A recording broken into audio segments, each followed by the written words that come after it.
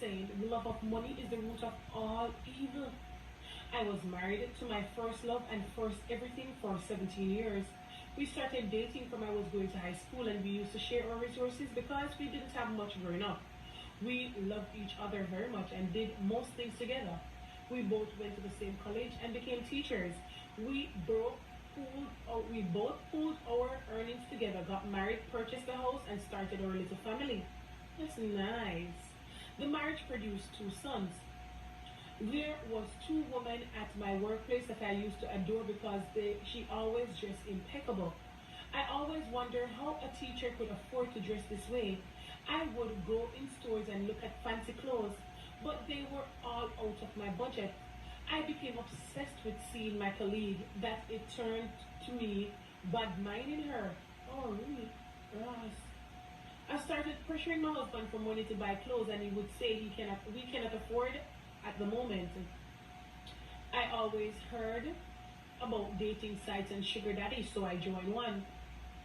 I met this man, and luckily he was in Kingston. We agreed to meet up, and I hit from work one day and went to meet him. We communicated our expectation, which was him providing finances and me providing him comfort. He was too old, 77, for penetration, but he liked to be petted. I was so happy with the arrangement. That day he gave me $50,000, and I remember going to the store and getting some nice clothes. The arrangement was very sugary. Okay, I was feeling great. Was sweet too, so are you, girl. Yeah, when you forget to sugar daddy go on sugar. I would tell my husband lies about doing extra classes to earn spending money. In those times I would go visit my sugar. I would just have to rub him down and please myself for him to see. I decided to open a private bank account to save my sugar money. That's good. One day, Sugar brought me to the car dealership and asked me which vehicle I would desire, and I showed him. He said it was time I got a ride because he was tired of coming to pick me up. I know I couldn't afford a vehicle, much less those expensive ones, so I just ignored him. Sugar told me that if I was willing to go to the next level, he was willing to satisfy more of my financial needs. The next level was spending nights with him. I really wanted a vehicle, but how was I to leave my husband and two sons for overnight? I started telling lies about staying over with my girlfriend for a girls' night out because I was stressed out, and my husband believed me and even encouraged me to take relaxing breaks. Due to the fact that Sugar wasn't penetrating me, I was still good sexually with my husband. I mean, that doesn't like a bad deal yet. I started spending one night per week at Sugar House in Jack Hill, and one night he surprised me with a car that I pointed out at the dealership. He said the only requirement is that I must not bring my husband in the front seat. If he has to be in it, he should be in the back opposite to me. That was no issue to me because it was tinted, very dark, and I thought he would never I thought we would never cross paths. Okay. I told my husband I got the vehicle on special and that I would be paying monthly installments for it. He was so excited, and our two boys and us went for a drive out. I felt so good that I even allowed him to drive it. Yeah, the man never really said nothing about you driving, him driving it. He said, if he going at the front seat, like across from you. Now that he said, yeah. Blood clot when the man drive the car. Sugar daddy, watching and open all that, yeah? We went to celebrate in Kingston and were there having fun. When I saw Sugar Daddy sitting right across, bumper card. When I saw Sugar Daddy sitting at the table across from us, he sent me a text to meet him outside in the van in 5 minutes. It was the first time since dating him that I felt so scared. I told my husband I was going to the restroom, and I went into his van. I was met with a painful dragging my hair and a slap in the face. 77, I slap your back, your fuck. I slap your back, your cripple, sir.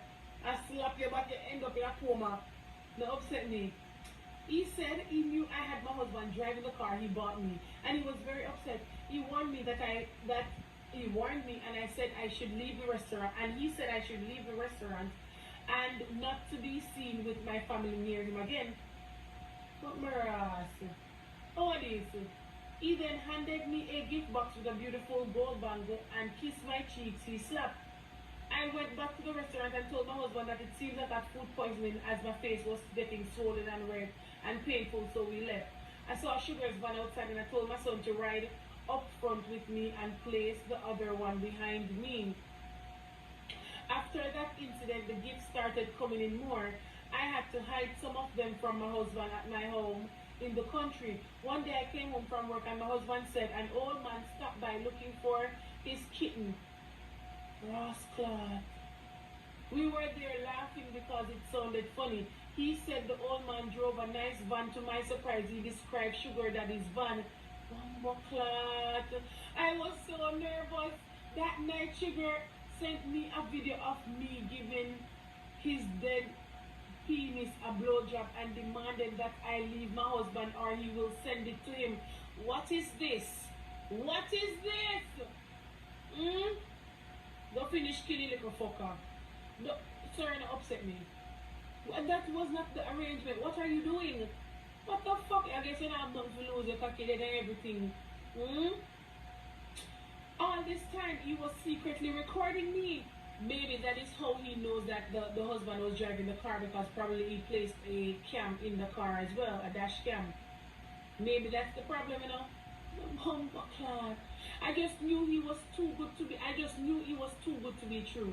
I started ignoring him and blocking him from my phone, and he started playing rough. I went to a plaza one day, and when I came out of the store, my vehicle was missing. He sent me a text to say he used this key to drive it away.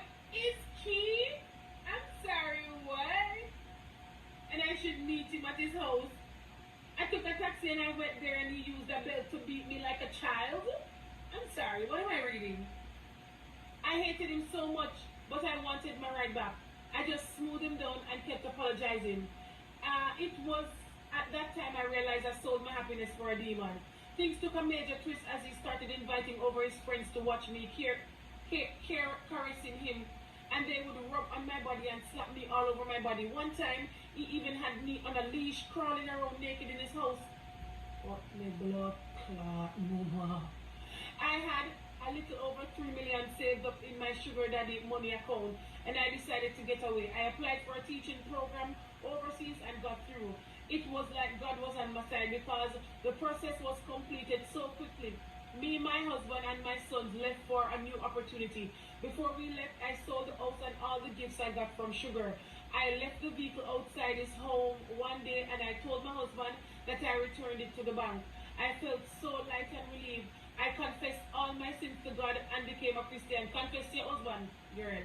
Blood clot, please fuck up. Hey, if you're bad, confess it to your husband. Yeah, but you confess to God and became a Christian.